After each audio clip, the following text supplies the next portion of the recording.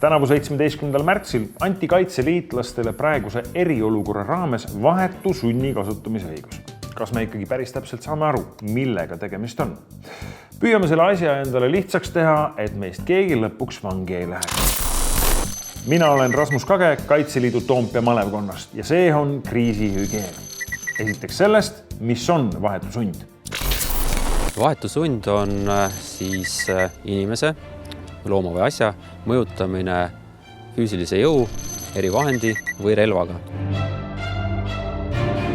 Kuna vahetu sund võib võtta väga erinevaid vorme ja kogu teema on väga tõsine, siis andestage meile, kui me seda nüüd surmtõsiselt ei käsitle.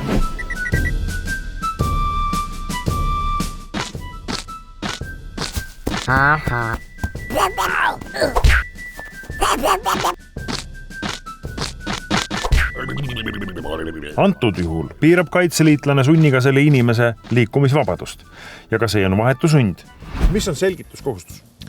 Selgituskohustus on korrakaitseseadusest tulenev nõue, ehk siis korrakaitsja peab inimese poole pöördudes ennast tutvustama, ehk siis ütlema, mis ametit ta peab, antud juhul siis Kaitseliidu korrakaitseüksus ja nime, kes siis inimest meetmele allutab.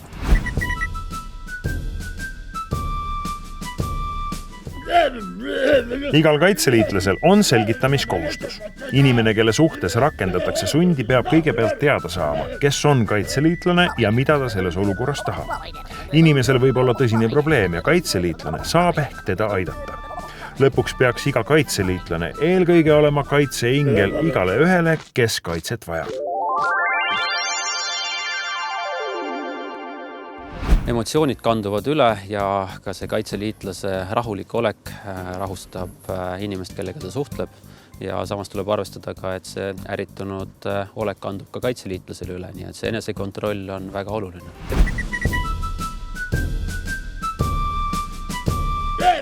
Kui inimene ei taha täita korraldust, siis tuleb talle selgitada, mis temaga juhtub, kui ta korraldusele ei allu.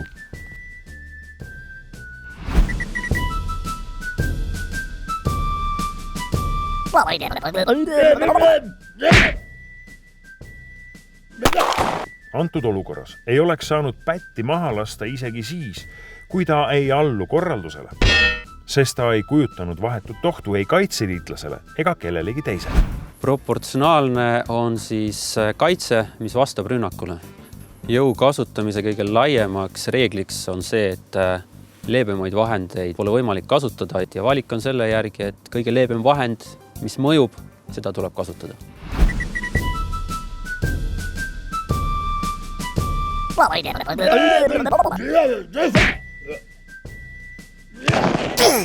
Nüüd vähemalt oli sunni kasutamine proportsionaalne olukorraga, aga pange tähele. Eri vahendite kasutamisel pead koos politseiametnikuga koostama protokolli. Ja lõpuks ka korra rikkujal jääb alles õigus inimväärikusele. Kui igal sammul varitseb oht valesti käitudes karistada saada, siis võiks ju küsida, mida kaitseliitlane üldse teha tohib. Oluline on siiski üle rõhutada, et igal inimesel on õigus hädakaitsele ja kurjategija kinnipidamisel üle anda politseile, olenemata sellest, kas ta kannab vormi või on tavakodanik.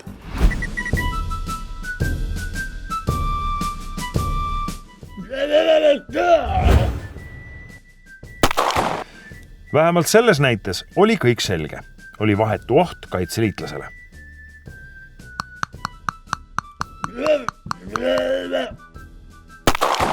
Ka siin on kõik selge, sest kaitseinglis kaitseliitlane kaitseb ka teiste elusid.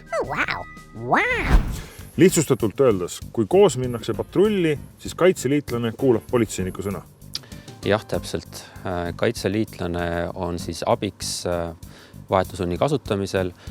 Põhiline meetmete kasutamise otsustus tuleb siis politseinikult või siis, kui on suurem grupp, siis vastava ülesande täitejuhilt, välijuhilt.